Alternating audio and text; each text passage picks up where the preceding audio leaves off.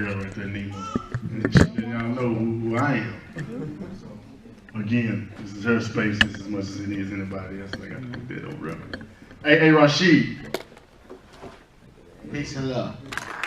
Thank you, brother. How was your intermission? Was it the food awesome? That's right. That's right. So, you hear the baby? The baby lecture. That's the baby lecture. That's right. That's always a good a space. It always lets us know we're in a good space when we can hear the children. You know? We know we're in a positive place. You know, there's no such thing as the baby putting the lecture out. The baby gonna enhance it. You see? So, you know, that's a beautiful thing.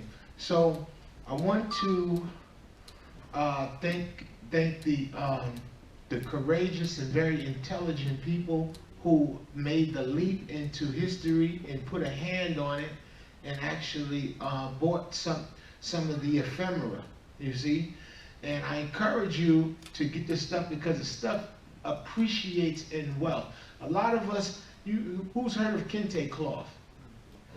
A lot of us have seen the kente cloth that is made here in the Western world post its popularity, but there's an authentic piece on the table right there from the continent, weaved by the very people who put them together. So we are investors in our African diasporic experience. Wherever you find black people at, they are an expression of our collective and unique experiences.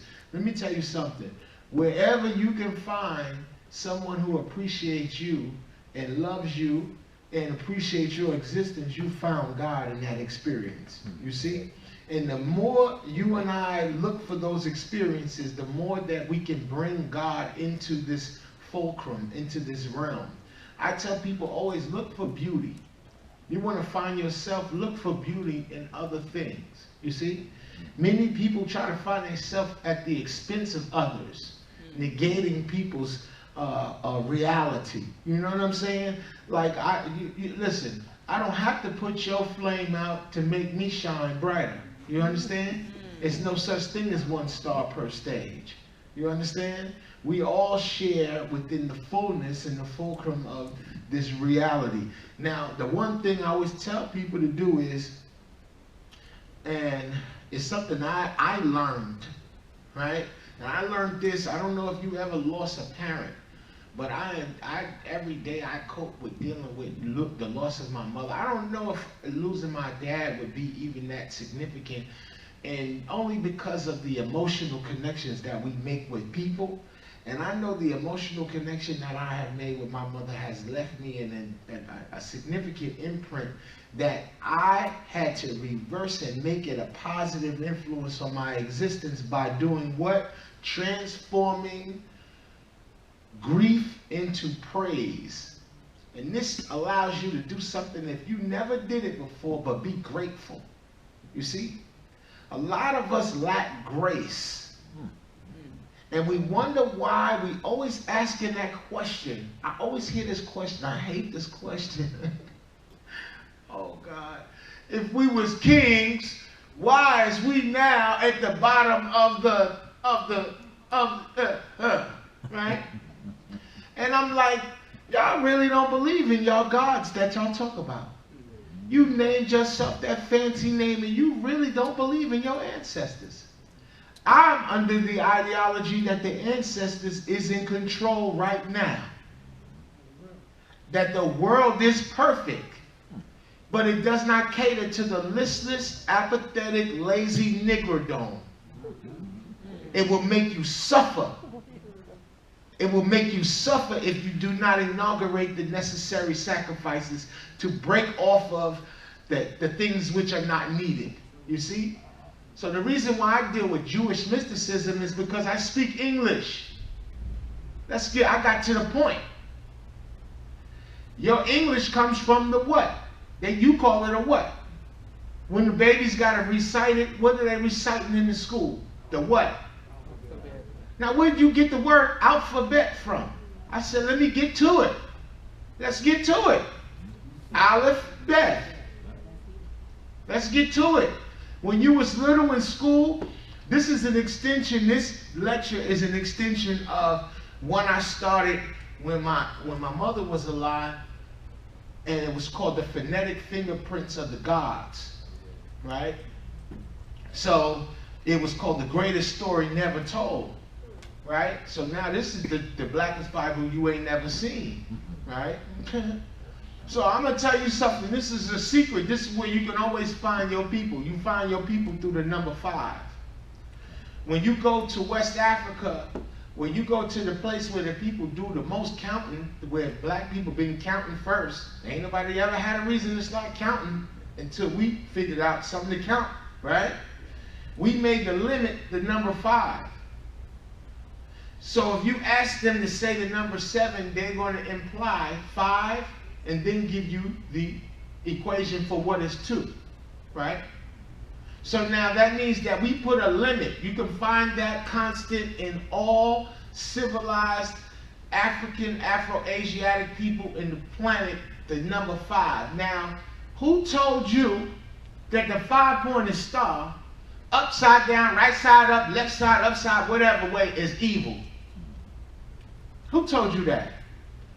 White folks told you that, and they babies, whoever feed and eat out of their stream of information, told you that shapes, geometry are evil. Cut open an apple. It's a 5-pointed star in the middle of the apple, because the observation, the black man made civilization by doing this. He closed his mouth and he observed. You see? Talking is the vocation of women and children. Black men, you are to watch and observe. You do the knowledge twice. You see? That's how you formulate scientific findings, and then you can tell what's going to happen next. You can foretell future events through what? Observation. You share your findings with your queen. Your queen speaks into existence and hums the melody of these truths to your children. And then they have the mental health and the prowess to have self-confidence. But you is predicated on you watching and observing, you see? So everything you see civilized in the African diasporic experience, everything significant from the pyramid to the bean pot, is from observation and a need to survive, yes? So now, the Baktun cycle, meaning the end cycle used by the Mayans to delineate time in the sky, they said that the world is over after the 5th Baktun. There's a limit with the 5 again, right?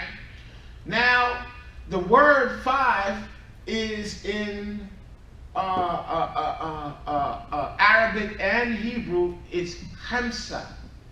Now, you ever seen the hand of Fatima? It's a symbol, look like this. Oftentimes they're blue. You'll see some with an eye in it. You see it inverted this way, that way. Who uses it mostly? It's really not used by African Americans, Africans otherwise. The Eastern Bloc Europeans use it. And they use it in Israel. They use what is called your sacred science and of geometry, and placing external to you, because this is what symbols are. Symbols are what a hammer is to a hand, an extension of your mind's power. Okay? This is what I employ a symbol. When I say, Jesus is my Lord and Savior, I'm not lying. Even though is a scientific term, you will stop arguing in all your conversations if you stop using the word is. That's another lecture, right? About the narrative and about real literature. And we go to these schools. These schools don't teach us nothing about rhetoric and persuasive language. This is why we always have arguments, and the kids nowadays don't got no game. They don't know how to spread honey. They speak no wisdoms. They don't know how to spread honey and use proper placements of words, you see? And this is why a Negro could put on a big old green 10-gallon hat with a gold thing and be out there with a car, bedazzling the sisters and the wizards like this. This nigga's crazy. He out there like this, right? Like this. Because he's using aesthetics. Your body is not yours. Your body is always looking for beauty. your body and your eyes are, of course, an extension of your thinking. What you look at is what you admire, you see? So I'm not playing with you. I put the red shirt on. You crazy? You're not going to be looking at nothing else. Not while I'm giving this up, right? You feel what I'm saying? You feel me? So let me tell you something. Your body don't belong to you. The only way that you can make something happen in the physical world, however, is using your body. Now you always say